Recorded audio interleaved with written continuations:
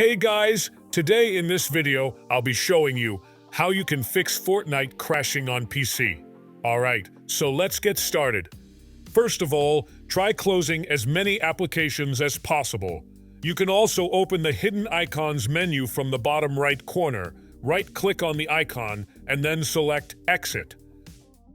Once you've done that, press the Windows plus R keys on your keyboard and a pop-up will appear. Simply type in %local app data percentage and give it a go.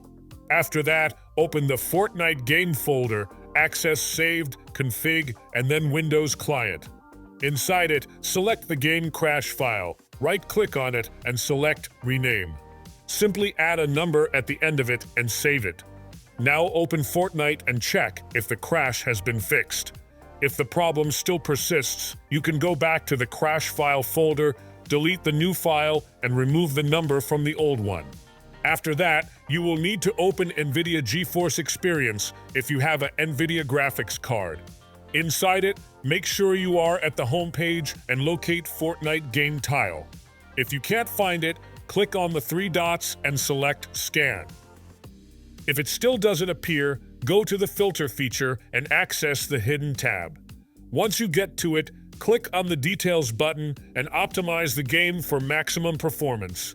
I can't optimize this game for some reason, but you will be able to do it.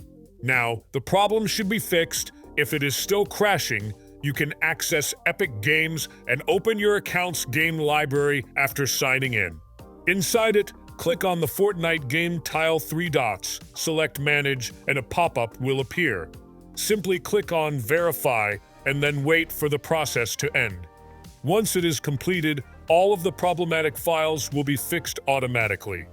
Alright, so I believe that's pretty much for this video. That's basically how you can fix Fortnite crashing on PC.